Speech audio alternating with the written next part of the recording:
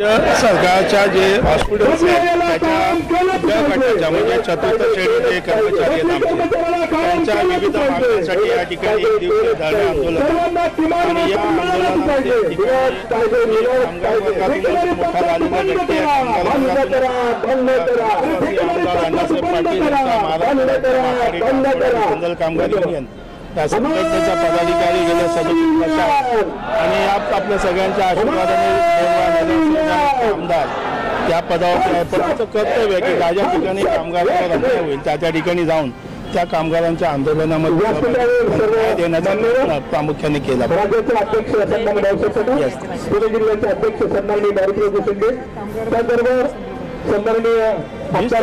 कामगार आंदोलन आहे देशातल्या त्यामध्ये आणि म्हणून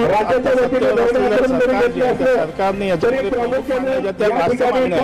म्हणजे आपण काळातल्या देखील जे जास्त मागण्या होत्या त्याच मागण्या कामगार भरतीचा असेल, खासगीकरण रद्द करण्याच्या बाबतीतला असेल, पेन्शनचा जुने पेन्शन लागू करण्याचा विषय असेल, लाडपागी समितीने जो अहवाल दिला त्या अहवालानुसार ते भरती होणं गरजेचं सफाई कामगारांच्या अशा विविध योजनांच्या बाबतीत शासनानेच जो GR मंजूर केला त्या GRची अंमलबजावणी करा अशा पद्धतीच्या काही मागण्या. तर हे जर सरकार ते करत नसेल तर काय उपयोग आहे.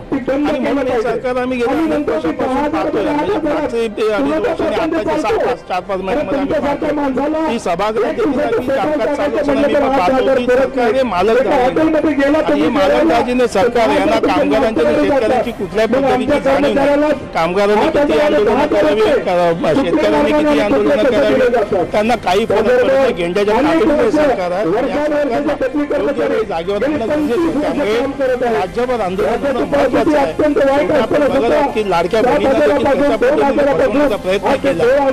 1500 वरून 2100 देतो मुलांना 1500 पर्यंत 13-14 लाख लाडक्या बहिणींचे लोक देतात. म्हणजे इलेक्शन झाल्या, निवडणुका झाल्या, निवडणुकीला मोठे लालच द्यायचे, फसवायचं आणि अशा पद्धतीची जी दुटप्पी भूमिका राज्य सरकार घेत आहे. अधिक या महाराष्ट्राची जनता सहन करणार नाही. प्रत्येक निवडणुकीमध्ये येणाऱ्या मुंबई महानगरपालिकेच्या नगरपालिकेच्या त्याच्यात देखील राज्य सरकारला योग्य जागा दाखवली.